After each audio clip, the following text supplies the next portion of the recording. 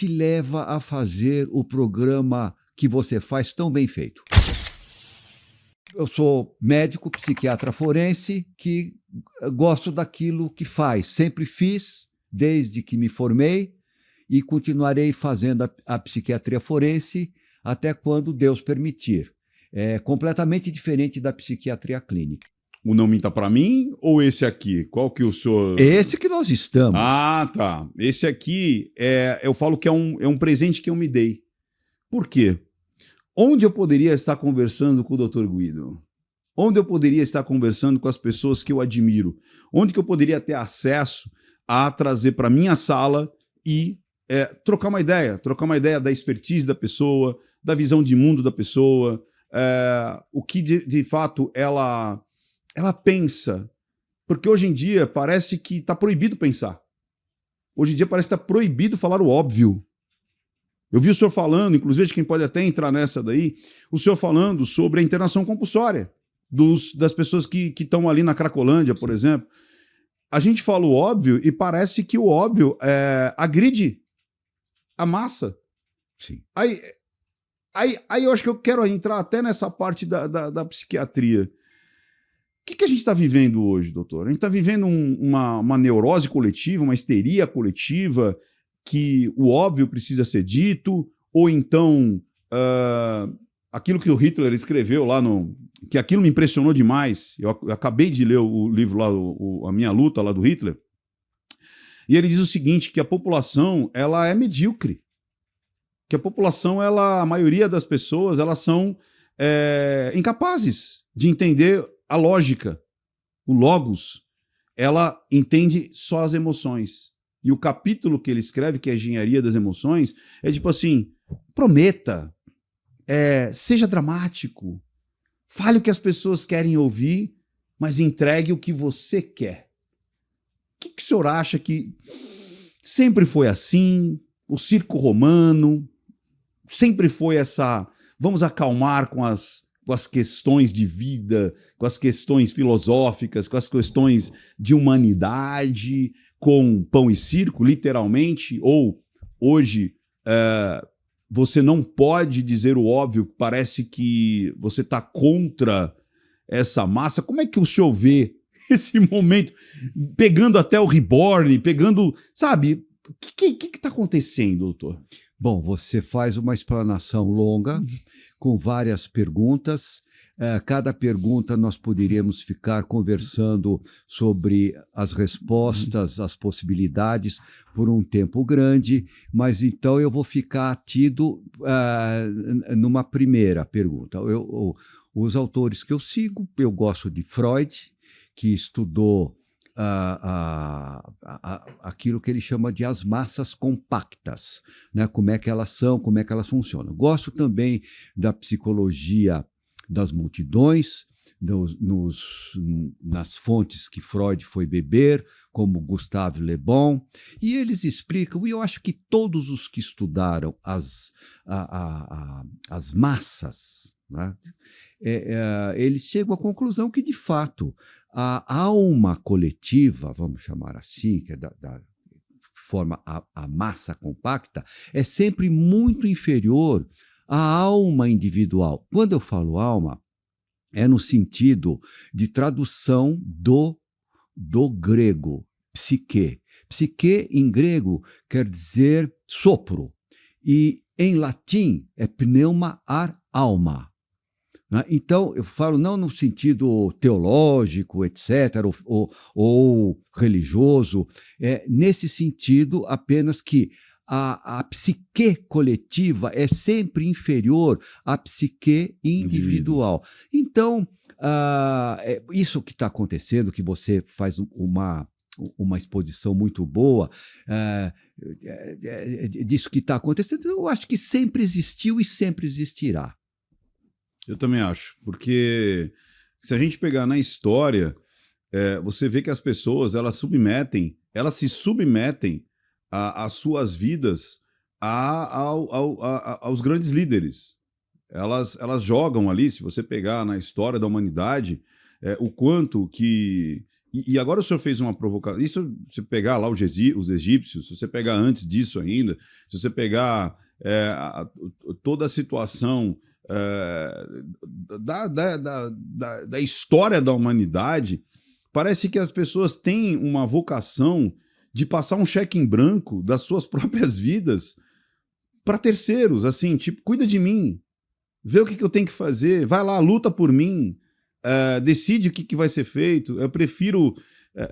tem um estudo, eu lembro era um estudo até, eu não sei se é psiquiátrico ou até comportamental, mais para psicologia, que essa libido que o Jung lá dizia, né, que essa força psíquica que ele chamava de libido, não libido sexual, mas da libido da energia psíquica, sim, que te levar para... O que te leva, o que te faz, é de poucas pessoas.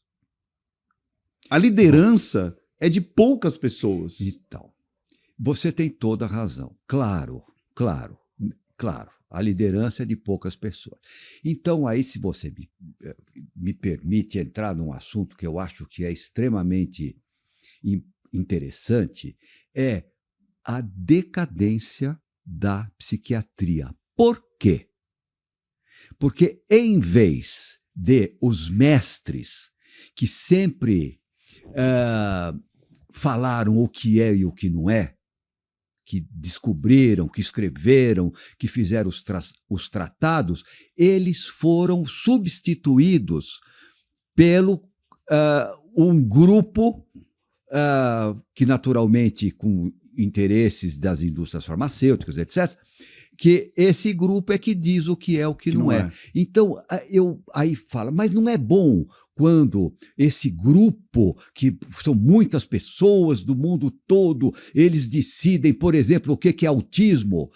Não é bom quando esse grupo decide o que é déficit do transtorno da atenção e hiperatividade. Não é bom quando muitas pessoas... Claro que não. É claro que não. Por quê? Ou dependendo da qualidade dessas pessoas. Mas eu vou até, para mim, pouco importa a qualidade. O que importa é o método de decisão que, na base do levanta a mão. O que é autismo? Todos concordam com isso? Então, a maioria que decide o que é. Isso é bom? É péssimo. É péssimo. Por quê? Suponhamos numa maratona, não é? Onde os atletas de ponta, eles têm que diminuir o passo para ficar na massa compacta. É bom? Não. Quem diz o que é o que não é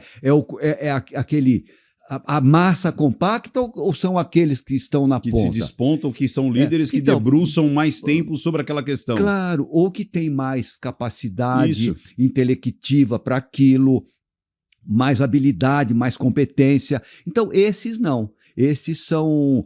a massa compacta que decide. Então, é como está acontecendo na psiquiatria. O que é autismo? Então, aqueles que se reúnem e dizem, e os outros que seguem. O que é isso? O que é aquilo? Então, você tem toda a razão. É complicado. Guido, eu vou te falar. Assim, a gente está com... Né, o senhor está com o horário marcado e tudo mais, mas eu falo, seria uma manhã e, se bobear, um dia prazeroso, porque são tantas questões. Quando a gente fala, inclusive, dessa situação do espectro, né, que agora tipo, parece que as pessoas, elas... De novo, a psiquiatria, assim, a minha cosmovisão, assim, a minha percepção era uma coisa muito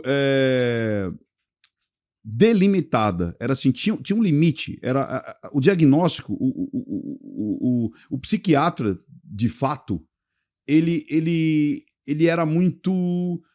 Ele trabalhava com um core, ou seja, ele trabalhava com um núcleo muito, muito preciso. É tipo, olha, é isso aqui.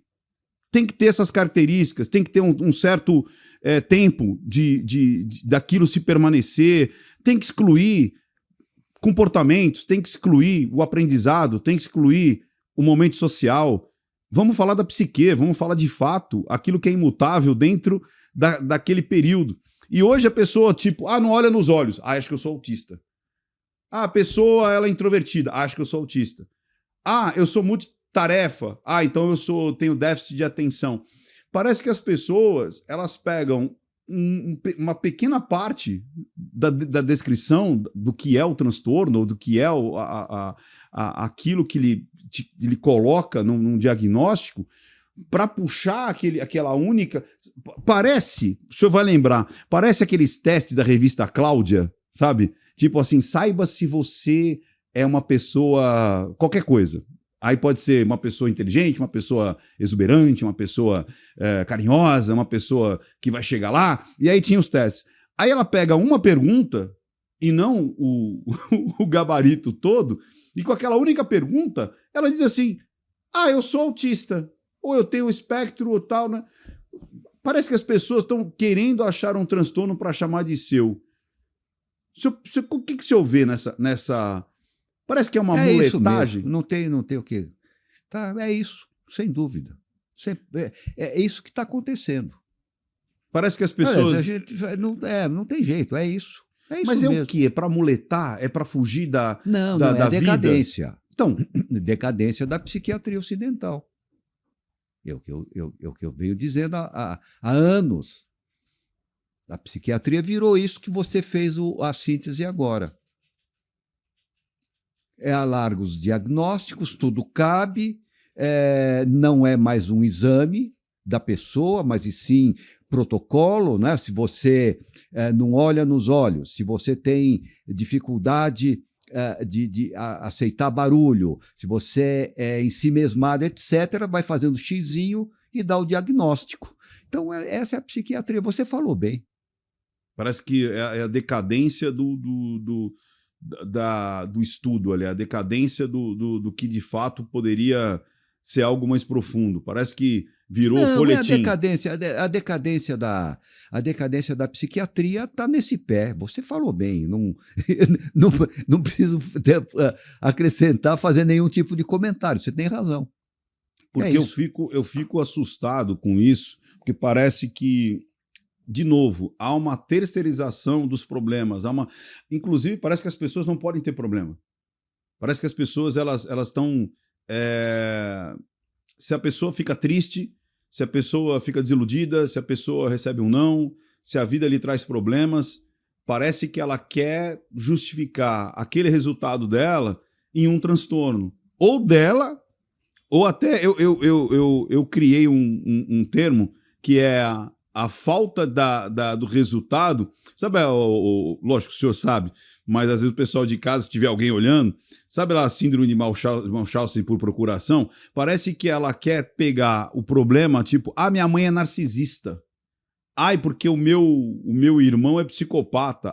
Porque... Aí ela às vezes, ela mesma não coloca que ela tem algum tipo de problema, mas a vida dela é decadente porque alguém perto dela, ela diagnosticou como, e aí ela não consegue ter um progresso por conta disso. Aí a pergunta que eu faço para o senhor: o que de fato é, por exemplo, a loucura? O que de fato é aquele ser humano que não tem jeito? Para aquele que é comportamental, para aquele que... Como é que a gente consegue, através da psiquiatria, falar, não, esse aqui não tem jeito. Esse aqui ou é de nascença ou é de transtorno, e esse aqui é comportamental. Esse ele aprendeu a ser assim. Bom, veja, aí tem várias pontos que você toca. Esse não tem jeito, aquele tal. Não, eu prefiro responder para você da seguinte maneira. A psiquiatria verdadeira, ela é muito séria. Ela não se baseia nesses protocolos, nisso, com essas conclusões sem volta. Não, não é assim. É uma especialidade médica como outra qualquer, baseada em sinais, sintomas, em história da doença, em antecedentes pessoais. Quando se diz antecedentes pessoais, são desde a gestação, a forma como nasceu, a escolaridade, a aplicação no trabalho, etc. É a vida pregressa do indivíduo. Mas é só isso? Não. Também é visto os antecedentes hereditários. Por quê? Pode haver alguma tara heredodegenerativa que possa estar se manifestando naquele indivíduo que está sendo examinado. Mas é só isso? Não. Precisa de uma observação física, clínica, porque o ser humano ele é composto de soma e psique, corpo e alma, a um só tempo, que estão amalgamadas. Então é preciso ver se não tem algo no corpo que possa estar causando algum mal mental, algum transtorno mental. Mas é só isso? Não. É preciso examinar o psiquismo, pensamento, sentimento, intuição, percepção, memória, humor, afetividade, inteligência, planos para o futuro, valores éticos e morais, etc. Mas é só isso? Não. Porque o ser humano, todo esse conjunto dos antecedentes pessoais, dos antecedentes hereditários, das condições físicas, das condições psíquicas, elas existem num meio social. Eu sou eu e minha circunstância. Então, é nesse meio social, nessas condições, que o indivíduo existe com as suas potências e com os seus atos. Então, aí eu vou compreender o ser humano. Se ele tem alguma doença, se ele tem uma perturbação da saúde mental, se ele é normal mentalmente, etc. Então, esta é a verdadeira psiquiatria. Claro que eu fiz um resumo grande, mas basicamente é isso. E apenas para responder para você, você me pergunta o que é o ser humano irrecuperável. Claro que existem males que são incuráveis em todas as especialidades médicas. Então, existe na cardiologia, na dermato, na pneumologia, etc. E também na psiquiatria. Mas são males específicos que eles têm a sua forma de manifestação e muitas vezes são incuráveis. Então, basicamente é isso. Mas é caso por caso. Não dá para generalizar.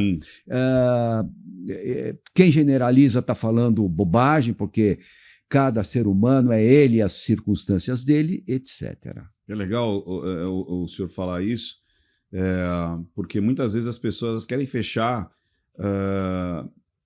o resultado de uma ação, de uma atitude, rapidamente em é um psicopata, é um narcisista, é um seja lá o que for. É verdade, mas isso eu acho que todos têm o direito de falar e pensar o que são, porque também não são especialistas. Sim. Então falam o que quiser, um beijo, um abraço, como se diz, não é verdade? Sim. Eles falam o que eles quiserem, não são especialistas. O especialista é que tem o dever de falar correto e explicar corretamente. Tá certo. Ou seja, quer dizer, e aí é que entra aquela situação de tomar cuidado, de realmente, eu sempre falo isso, quem fecha diagnóstico é psiquiatra, é o psiquiatra que tem condição, e outra, né, que seja paciente desse psiquiatra muitas vezes, porque como o senhor disse, às vezes a pessoa não tem nem todo aquilo que aconteceu, que criou-se, né, se prostituiu também, muitas palavras, né, então às vezes a pessoa é cruel, aparece lá no título lá do telejornal, pegou um machado e deu na cabeça de 3. E aí, nossa, que cara frio, porque ele foi lá e tal. E é como o senhor disse, de repente, qual é a circunstância? Qual que foi a somatória para aquilo que acontecesse? Agora, a gente tem alguns casos clássicos também que a gente percebe que a sociedade não sabe o que fazer com eles, né? Por exemplo, você pega um champinha lá da vida, né? Que eu nem sei como é que chama o garoto. Tu não conhecia ele pelo nome do vinho que ele tomava, né? Que era o vinho champinha lá. Foi um ato extremamente cruel, mas eu não sei se foi até o senhor que fez o diagnóstico dele ou não, mas me parece que ele não tinha nenhum tipo de de condição de voltar para a sociedade. Então... E aí também é uma coisa meio tão filosófica, porque assim, o que é a sociedade? O que a gente aceita e o que a gente não aceita? O que é parafilia hoje e o que era normalidade há 2000 anos? Então a gente sempre também está dentro, como a gente falou, culturalmente... Meu caro, eu sou tão rigoroso em tudo isso, porque isso, para mim, é a minha especialidade e é o meu estudo durante décadas e décadas e décadas. Então, o que a sociedade pensa, o que ela deixa de pensar, etc. Eu tenho curiosidade, mas a realidade não está aí. O que adianta eu, Guido, que sou médico, falar que eu estou vendo aquela rachadura ali, que o prédio vai cair? Eu não sou engenheiro. Eu tenho que ficar quieto e escutar quem sabe. Agora, dentro da psiquiatria, falam os psiquiatras. Então, não é se a sociedade pensa assim. Ótimo, isso é interessante, é válido, claro, mas é uma opinião leiga. Então, existem, eu volto a insistir, quem fala pela saúde do coração é o cardiologista. Quem fala pela saúde, enfim... A saúde, por exemplo, o senhor falou, oncologista... Cada um na sua área. Então, esta área, eu entendo perfeitamente o que as pessoas pensam, falam, das pessoas falarem, esse é um psicopata... Tá certo, ele tem todo o direito de falar o que ele quiser, mas acontece que a realidade pode não ser essa. Quem vai dizer é aquele que trabalha com aquilo, eu acho que cada especialista sabe da sua área, e a gente deve respeitar a opinião deles. Então, e aí é que entra, que eu acho que é aí que é o grande, o perigo tá aí, né? Porque, por exemplo, quando a gente Como fala... assim? Eu não entendi, que perigo? O perigo de pessoas que não são da área... acabam legislando sobre o que vai ser feito bom, mas isso aí não tem saída, porque você tem, enfim, aí é um outro esquema, é o esquema da política, das pessoas que são eleitas, etc. Mas isso faz parte da natureza. Da natureza humana e do mundo, né? Do mundo. Porque a gente fica assustado, que nem, por exemplo, desse... Assustado com o quê? Por exemplo, que nem agora, estava uma discussão que iam se soltar os doentes mentais, não lembro por que cargas d'água, não sei porque eles estavam muito tempo presos. Não, é outra coisa, isso é outra coisa, completamente diferente. E aí você fala, nossa, mas peraí, quem está decidindo isso? Como o lance... Pois é, mas isso é uma outra, essa história, essa é interessante, esse ponto é interessante, é um ponto extremamente sensível, que o judiciário...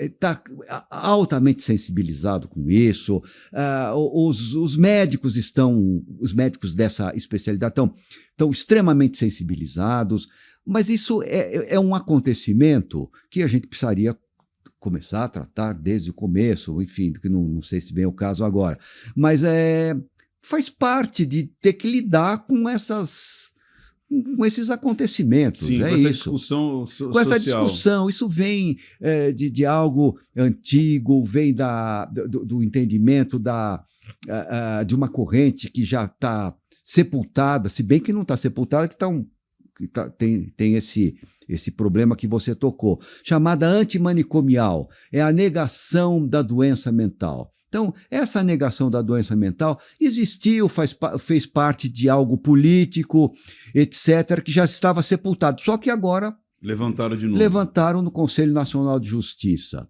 Mas isso eu acho que também não vai prosperar. São coisas que acontecem na sociedade, não tem jeito.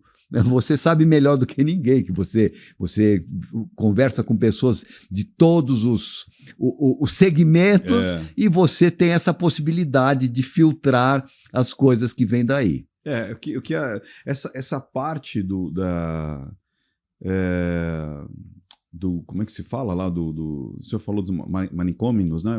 Os manicômios. Antimanicomial. Antimanicomial, por acreditar que... porque a gente teve na história, né, do Brasil vários... tinha o Pinel, né? Tanto é que virou Você fala o Sanatório Pinel? O Sanatório até, Pinel foi modelo e eu acho... Não, mas não pelo brincando. Pinel daqui. Não. E tem isso, claro. Você está tocando num ponto que tem. Philippe Pinel foi uma das personalidades mais importantes do mundo. do mundo. Filipe Pinel, ele é do século XIX, Revolução Francesa, século XVIII para o XIX. No século XVIII para o XIX, durante a Revolução Francesa, ele deu dignidade aos doentes mentais. Olha aí. Porque os doentes mentais, eles eram trancafiados nas casas de internamento com doentes venéreos, prostitutas, criminosos comuns, como se eles fossem também pessoas criminosas, etc. E não eram, óbvio, é uma doença como outra qualquer. E Filipe Pinel fez a famosa, entre aspas, revolução dos doentes mentais. Ele é a Revolução Francesa, e na Revolução Francesa o grande nome é Napoleão Bonaparte, né? Mas não, o grande nome não é Napoleão Bonaparte, porque como Napoleão, a história conheceu muitos generais grandiosos. Aníbal o Grande, Júlio César, Gengis Khan e quantos outros? Verdade. Ele é mais um. O grande nome é Filipe Pinel, que deu dignidade aos doentes mentais. Ele soltou, ele tirou as amarras, que eles viviam trancafiados e algemados e acorrentados dentro desses locais, dessas casas de internamento. E ele soltou, ele levou a condição médica a esses doentes. E depois ele ficou falando, esse é Pinel, mas isso é enfim, não sei, tem uma figura de linguagem que explica. Uma parte pelo todo, talvez. Tem uma que explica, mas ele foi. Agora, nós tivemos o Sanatório Pinel, e tem até hoje, que também foi um grande marco da psiquiatria paulista e brasileira, como o Hospital de Juqueri. O Hospital de Juqueri foi o Franco farol... da Rocha, né? Franco da Rocha.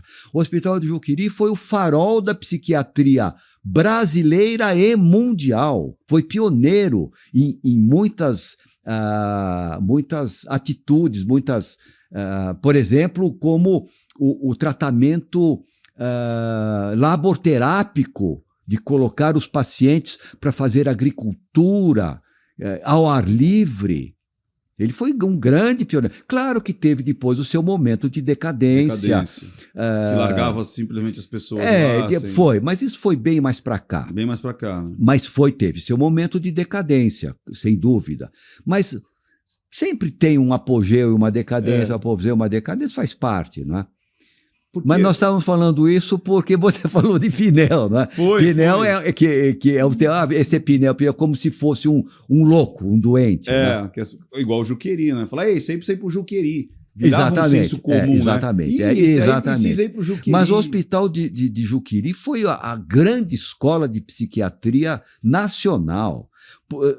Em Juqueri passaram os maiores sábios da psiquiatria. Olha que legal. Antônio Carlos Pacheco Silva, André Teixeira Lima,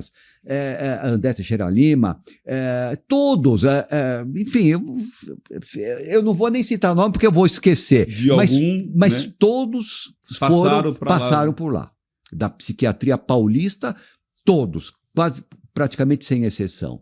E lá tem o famoso museu do cérebro, o cérebro dos doentes mentais. Quantas e quantas teses extraordinárias não nasceram em Franco da Rocha. E não é só isso, por exemplo, a arte.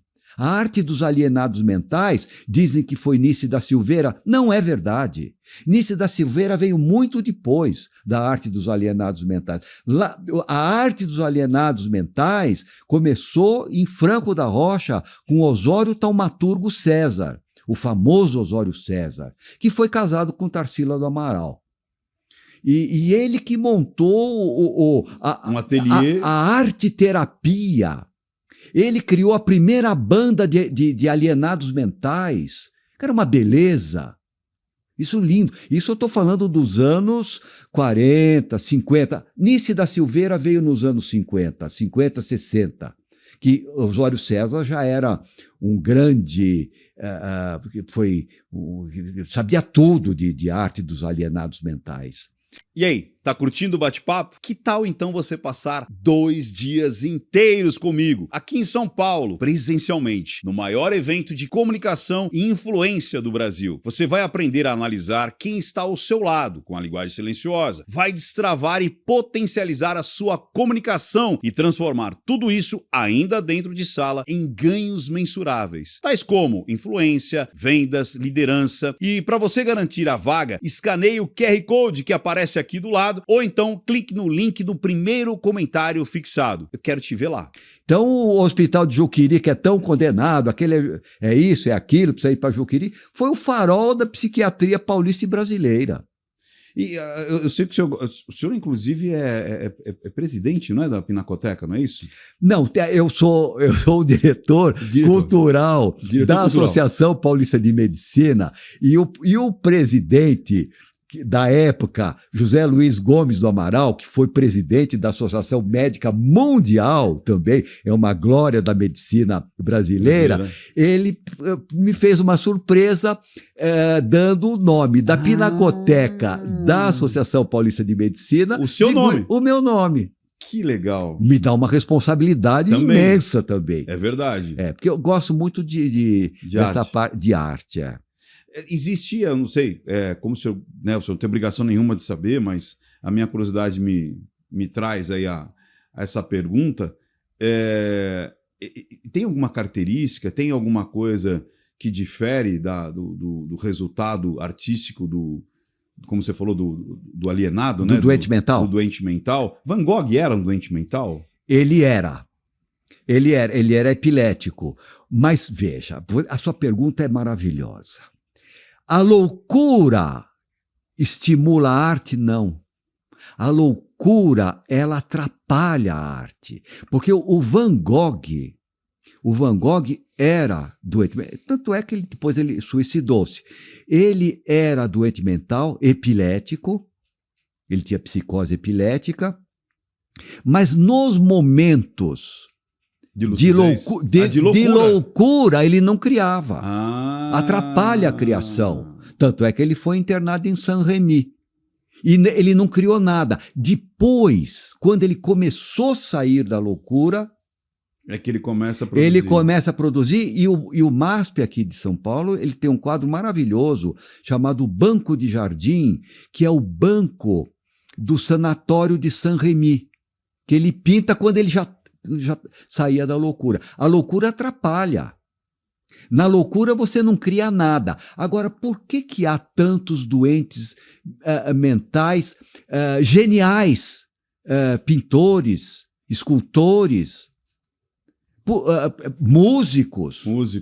Por que é a loucura? Não, eles são geniais, nasceram geniais. Entendi. E a loucura, naquele momento, ela atrapalha.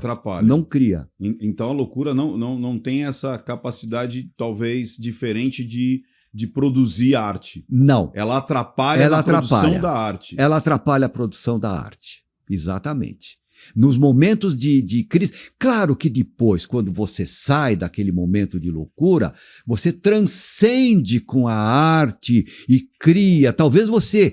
Mas a genialidade não é dada pela loucura. Tá na sanidade. A genialidade é inata da pessoa. Entendi. Ela nasce um gênio, que se tiver loucura vai atrapalhar. E se não tiver, vai continuar um gênio. Entendi. Entendeu? Ou seja, ela tem essa genialidade e por conta, né, sei lá, do destino, da formação dela, congênita, muitas vezes, tem ali a loucura, e aí isso atrapalha... Atrapalha no surto. Por exemplo, Schumann, o pianista, ele tinha a sua doença mental. Mas não é a doença mental que fez transformou. Não, isso não existe. É um mito. Que a loucura inspirou. Não, a loucura tirou. A loucura tira a genialidade. Na loucura você não tem aquela capacidade imensa de criação abstrativa e etc. Entendi. Isso é bem interessante, porque tem muita gente que traz essa essa conotação, então isso é um mito. Não, né? porque você vê até nos artistas, por exemplo, você citou Van Gogh. Quando ele estava nos episódios agudos, É que ele não produzia nada. Nada. E o irmão é que levava, né, as telas, as tintas. Exatamente.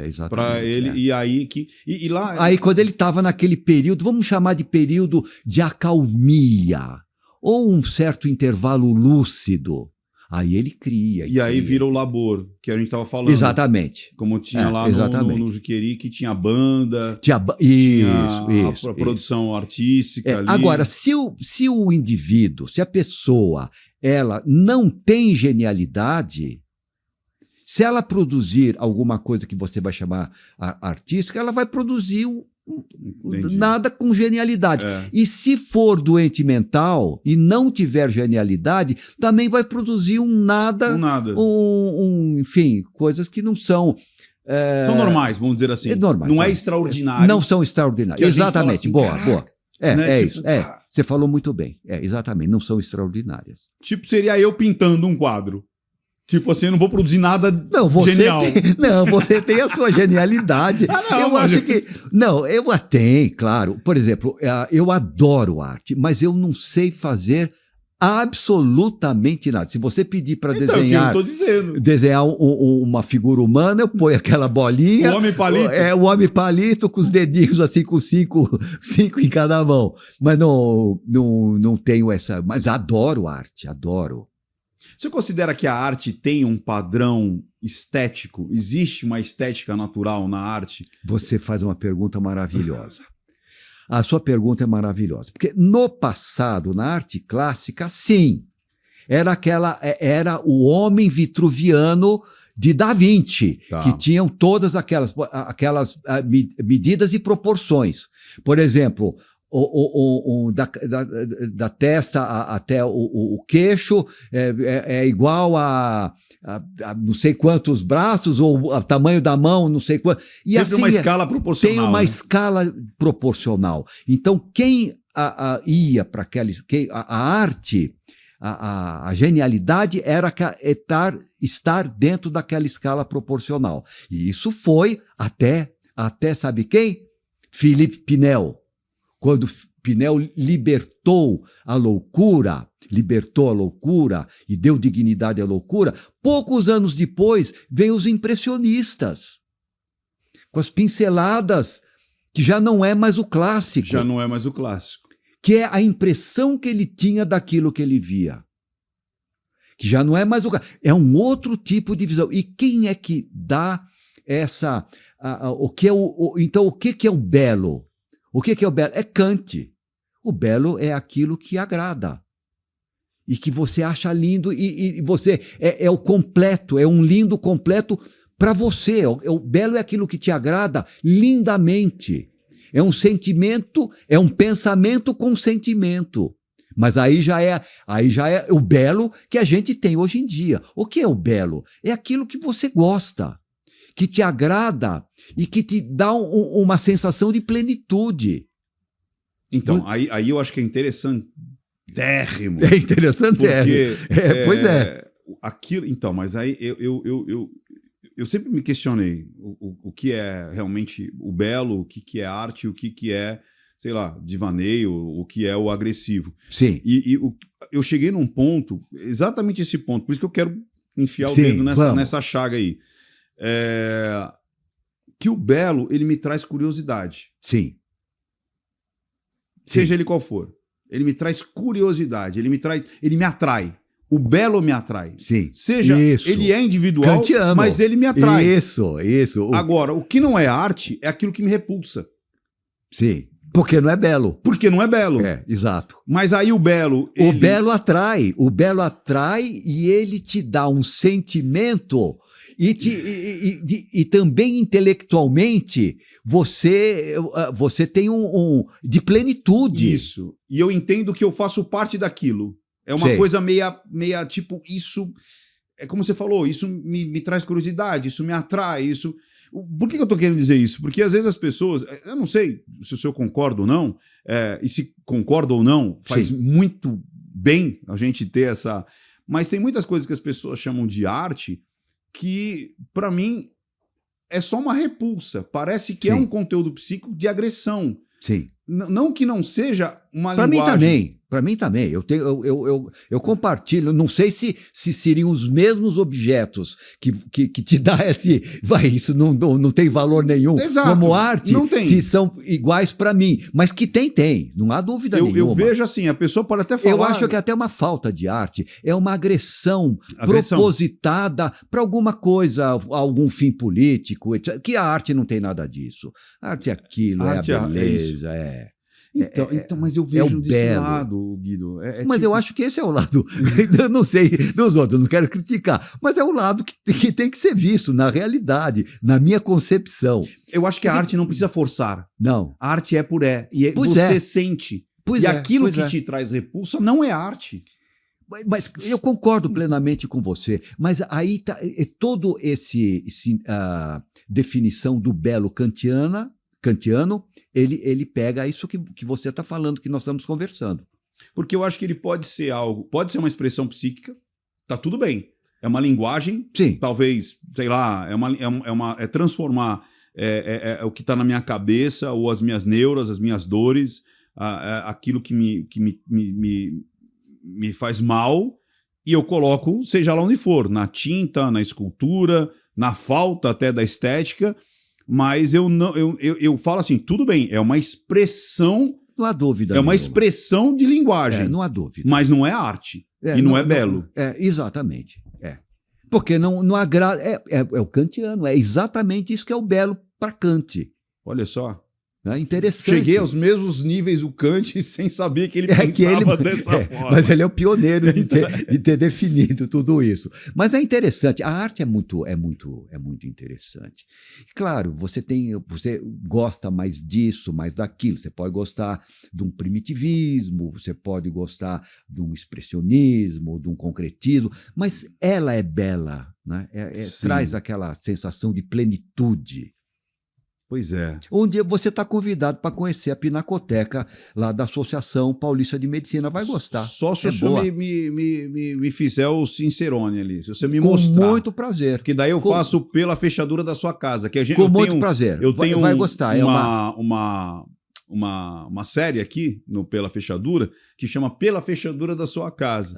Olha que e aí a interessante. gente olharia a Pinacoteca. Boa. E aí, tá se você me apresentar, eu aceito. Combinado. Porque daí tá combinado. a gente vai mostrar tudo. A história, o porquê daquilo, quem pode assistir. E eu acho que vale a pena também divulgar. Exato. Porque é aberto a visitação. E essa é a minha intenção. Para as pessoas conhecerem um outro local de exposição interessante de São Paulo. E a Associação Paulista de Medicina terá imenso prazer em receber você. Sem dúvida. Então, você sabe que eu sou aquele cara chato. Quando alguém fala assim, passa em casa, toma um café, eu vou. Isso. Eu não fico só achando, será que foi por educação? Isso. Não, eu vou. Eu vou cutucar agora. Isso. Tá bom. Combinado. Minha produção vai ficar... combinadíssimo. Vai falar assim, então, seu Guido, vamos ver aí o dia que pode. Esse nosso bate-papo, vamos fazer lá na Pinacoteca. Exato. Ótimo. Porque a gente pode falar dessa... Pode. Também e lá tem também uma pinacoteca modernista que é extraordinária. Eu posso dizer para você... Já estou com vontade já. Extraordinária. Ela foi reunida nos anos 40, 50, que são anos interessantes da arte. Mas são peças... essa modernista não é muito grande, mas é extraordinária. A qualidade dos quadros. Já estou querendo ver, já. Então, pronto. A parte... Estou querendo sugar tudo aqui de você, aqui, Guido. Guido Arturo Palomba. Vem da onde? Itália. Não, sim, mas de que região da Itália? Bom, meu pai era napolitano e vem pelo meu pai. E se você perguntasse para ele, Giovanni, você é italiano? Não, não sou no italiano, eu sou no napolitano. Então é um bairrismo. Então vem de Nápoles. Você sabe que Roma tem muito isso, né? Toda a Itália tem. Que nem eu falo, não, eu não sou italiano, eu sou romano, por exemplo. Exatamente. Mas todos são absolutamente... Porque como os espanhóis também. Também. Né? Aqui, ali. Eu acho que não é natural e não é Não, compreensível. eu acho muito bacana, assim, é uma coisa... porque são povos que estão ali há mais de 2.000 e tantos anos. E daí para frente. Daí para frente. Ou daí para trás, né? Ou daí para trás. Daí pra trás. Neápolis, nova cidade. Né? Seria até um pedaço da Magna Grécia ali. É tudo muito antigo, tudo muito gostoso. Você é português. Isso, eu sou descendente de português. Eu adoro Portugal. Eu também. Adoro parece Portugal, que... adoro o povo português apesar que parece que a Europa toda também está numa decadência, né? Aquilo que a gente encontrava há anos atrás ou décadas atrás, parece que se perdeu nessas brigas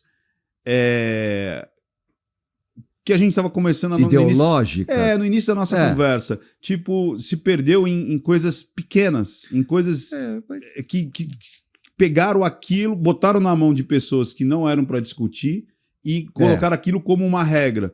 Como a gente estava falando, de tipo, peraí, a saúde mental é para ser discutida por psiquiatra.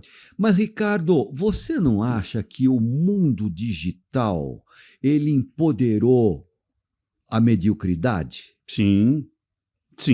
Claro que tem coisas maravilhosas. Sim. Não vão sem crítica ao mundo digital. Mas você não acha que ele empoderou? Porque todo mundo sabe tudo, né? Pelo mundo digital e não sei o quê. E não é bem assim, né? Não é que não deva saber, claro, mas se sente empoderado. Você não acha isso tem um viés também desse novo... Porque o mundo mudou completamente.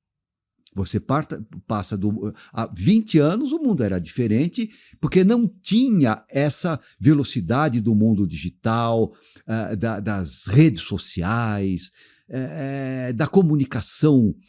Eu não sou crítico. Eu entendo. Eu estou entendendo perfeitamente. Eu estou apenas pontuando, constatando uma modificação do mundo de 20 anos para o dia de hoje. E as mentalidades também mudaram. E eu acho, doutor, que é assim, a gente está aprendendo a utilizar. Por isso que eu tenho muito medo quando as pessoas falam, não, precisa regular, precisa censurar, precisa... Não, peraí, é a mesma coisa que quando você inventou a bicicleta, falasse assim, não, vamos regulamentar quem anda de bicicleta, porque bicicleta você pode cair e quebrar a cabeça. Pode. Mas se você criar muitas restrições, você não deixaria a pessoa... Depende do que vai regular. Eu acho assim... Eu acho assim... O que quer regular? O que é crime é crime e está tudo certo. Agora, você vai colocar sobre a ótica da justiça. Claro. Agora, você não pode deixar um Minority Report, né? Você ser julgado por algo que ainda nem aconteceu.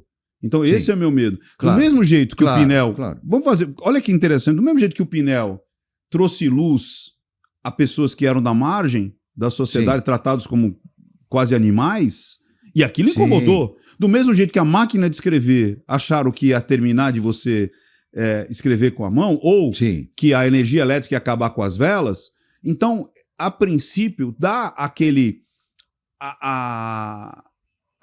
overdose. É overdose. Sim. E aí você fala, o que eu faço com isso? E vai se acomodando.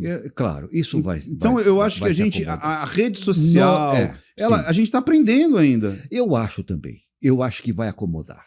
Eu acho que tem aquele início e depois começa a ir para o lugar certo. Para o lugar certo. E as pessoas começarem a ter a noção do que é o quê. Sem dúvida nenhuma. Porque assim, do mesmo jeito que deu voz... É um processo. É um processo de tipo pêndulo, que mas ele volta para o lugar. Eu concordo com você plenamente. Eu acho que isso aqui vai acomodar. E é natural. Se a gente exatamente. fixar o pêndulo, o movimento pendular é natural. Absolutamente. Se a gente travar o pêndulo, aí é antinatural. Absolutamente de acordo. Não é? Absolutamente de acordo. Eu acho que nós estamos num momento de pêndulo para cá ainda. Eu acho que ele vai chegar... As pessoas vão entender. Aliás, já começou, não é? O pêndulo já está voltando, sabe por quê? Já começou. O podcast, por exemplo, foi algo que trouxe voz a muitas pessoas brilhantes que não tinham visibilidade. Claro, então existiam muitos gênios, pessoas geniosas. Exatamente. Do mesmo jeito que aparece... Mas o ideal é pelo natural. Pelo natural. Eu acho que... Porque pode demorar um X tempo, mas é o pelo natural. Vai se acomodar do que a gente tentar travar o pêndulo onde a gente quer. Porque na hora que tenta travar o pêndulo onde a gente quer... Não dá certo. Não dá certo. Não dá certo. E até na psique, né, doutor? Não dá certo em lugar nenhum. Mas né? E o remédio? A começar pela psique. Então, e o remédio? O remédio... Porque o remédio, como é que a gente vê o remédio dentro da... Ótimo para quem precisa. E péssimo para quem não precisa. Até uma aspirina. Se você tomar uma aspirina errado e sem precisar, ela vai te fazer mal, vai atacar, sei lá, o seu estômago. Se eu não me engano, a aspirina, assim, falando errado aqui, dizem que ela tipo afina o sangue. Não, é isso mesmo. Então ela pode criar até, para quem já é sensível à hemorragia, ela pode acelerar uma hemorragia. Exatamente. Né? Mas todo remédio, ele tem o seu efeito. Tem o seu propósito e o seu efeito colateral. Não há possibilidade de não ter. Ele pode pegar o rim, o fígado, a circulação, etc. Mas se você precisa, você tem que tomar. Perfeito. Agora, se tomar errado, você vai ter esse efeito colateral de graça. Está errado, não era para tomar. Bom, pois bem, você pergunta, remédio psiquiátrico é bom? Ótimo para quem precisa. Agora, do jeito que está, do jeito que eles são receitados, do jeito que está hoje, tá indo bem? Péssimo. Entendi. Porque eu diria para você, sem medo de errar,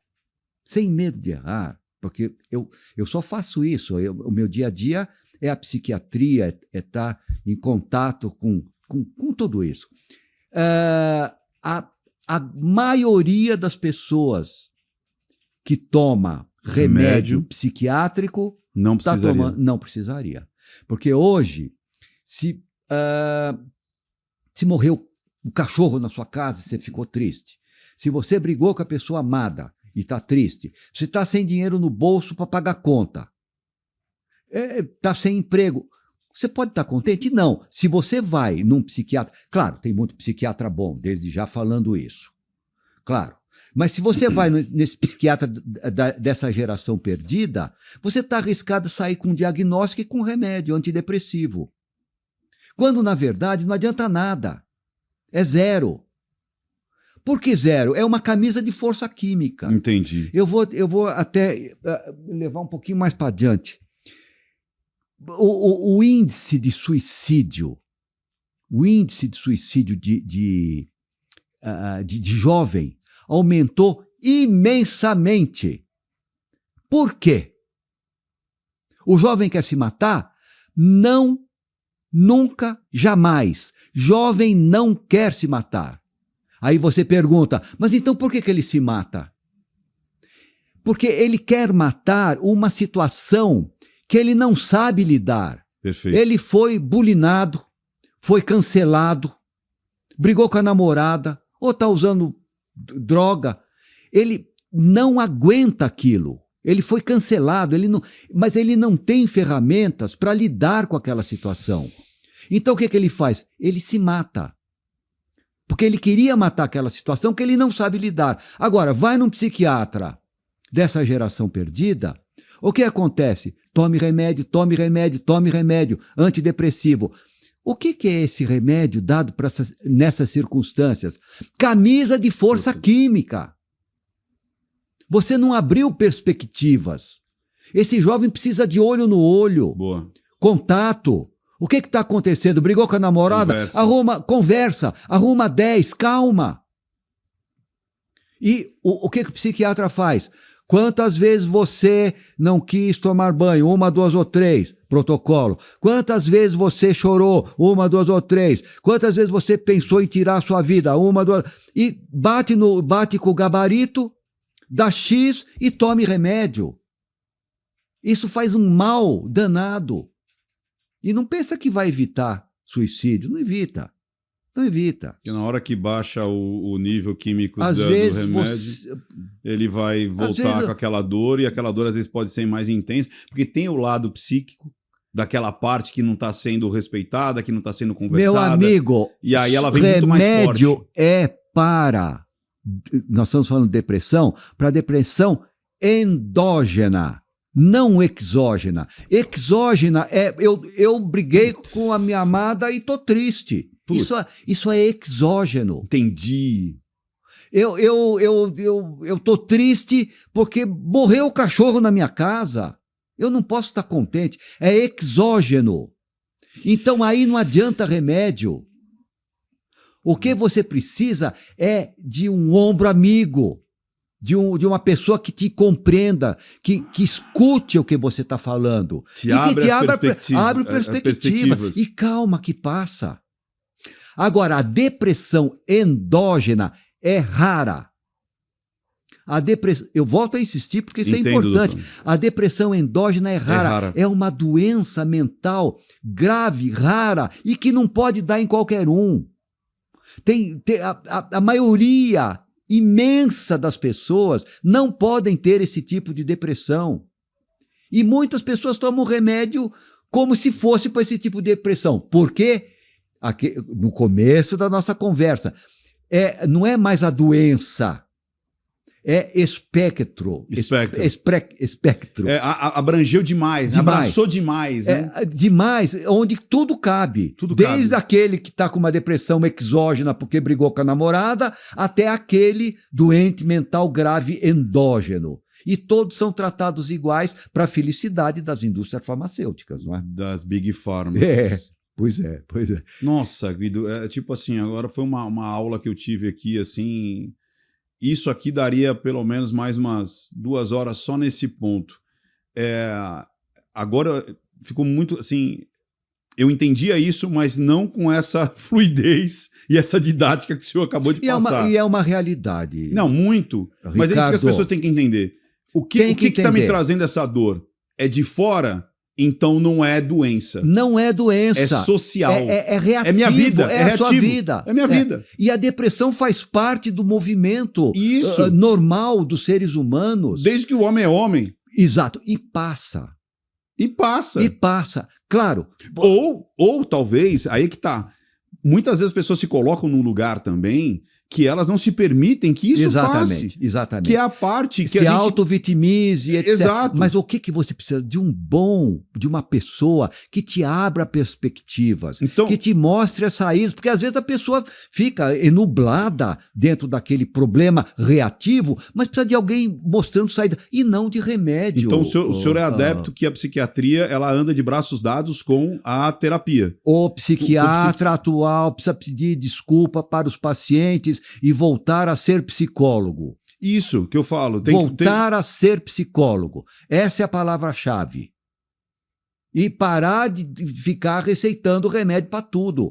Hoje, por exemplo, crianças, às vezes mal educadas, se vai em psiquiatra... TDAH. Exatamente. E tome remédio. Ou que era o Pestinha, lembra do Pestinha? Que é normal. Às vezes o cara... não, toma porque é hiperativo. Pois é, e não é dele, é da Constituição. Agora, se a hiperatividade realmente existe, a verdadeira, a doença existe, mas é muito pequena. Concordo, doutor. Você entende? E outra coisa, você sabe qual que é a doença da moda hoje? A doença psiquiátrica da moda? Fora ter um bebê reborn... bebê de plástico? Pois é. Fora ter um bebê de plástico, qual que é, doutor? Quem tem bebê, eu vou brincar, eu não devia estar brincando, mas essas pessoas que têm bebê reborn, etc., precisa internar. Essas são... Não, estou brincando. Que eu acho que para mim lógico. Isso é uma grande, como é que chama? Trollagem. Isso é uma grande pegadinha. Lógico. Porque as pessoas não entram nessa. Olhem para mim, É isso aí, eu não creio nisso. Eu não creio que elas... eu creio que é de verdade. Não, mentira. Olhem para mim. Olhem para mim. Olhem para mim. É quase um histriônico, né? Exatamente. Olhem para mim, olhem para mim. Quer causar. Exatamente, é por aí. Que tem isso, tem. Tem também isso, né? Deve ter alguma outra coisa para poder causar por aí, porque, enfim, é um causar por um lado ridículo, trágico, isso aí mesmo. sei lá. De repente é ridículo, trágico, nonsense, enfim. Pois é, você... Bom, enfim, mas a gente estava falando... O senhor falou que existia agora a doença da moda. A doença da moda, sabe qual que é? Autismo. Sim! A pessoa fica feliz. Autismo, é. Eu já vi gente feliz. Eu sou autista! Isso, exatamente. Exatamente. Porque claro que não é autismo coisa nenhuma. O autismo, se ele existe, existe, mas não é por esse protocolo. Você não olhou no olho, você tem problema com barulho, etc. Bate aqui, bate no gabarito. Como eu falei, bateu no gabarito da pesquisa Cláudia, da revista Nova. Pois é, da revista, exatamente. E aí já... Exatamente, já deu o diagnóstico. Outro que também que é um absurdo, que a gente está falando desses protocolos, né, e depois do gabarito, que é um absurdo que todos têm. Se você passar pelo protocolo, todos, você não escapa, eu não escapo, o JP não escapa. O JP não escapa, ninguém que está te escutando, que está nos escutando agora, escapam. Você sabe qual que é? Ai, meu Deus, o burnout. Todos têm, leve, moderado ou grave. Ora, isso é uma piada, não é? Todos vão... Todos têm. Se você passar se você preencher o protocolo de vamos falar, burnout, você está em burnout leve. Leve, moderado ou grave. E o burnout eu sei que primeiro, ele existe, o burnout existe? Não, o burnout, para mim, não. Isso é um lixo ideológico. Isso não existe. Não, é um lixo ideológico. O que existe, muito bem descrito pela literatura, pelos grandes pensadores, pelos grandes escritores psiquiatras, os grandes que trabalharam com a mente humana, é neuroastenia. É um diagnóstico dado, mas é raro. É raro. Não é alguma coisa que todo mundo tem. É raro. Que tem. Agora, esse que virou burnout. Burnout é uma gíria do bafão americano, daqueles viciados em droga, que chega uma hora, é pavio queimado. Ele está em burnout. Burnout. Acabou de queimar tudo. Queimou tudo. Aquele foguete também, aquele foguete que dispensa, cápsula, entendi, que dispensa, também é burnout. É burnout. Mas é gíria. É gíria. E teve uma pessoa de qualidade medíocre, mental medíocre, nos Estados Unidos, que pegou esse conceito, fez um protocolo, né?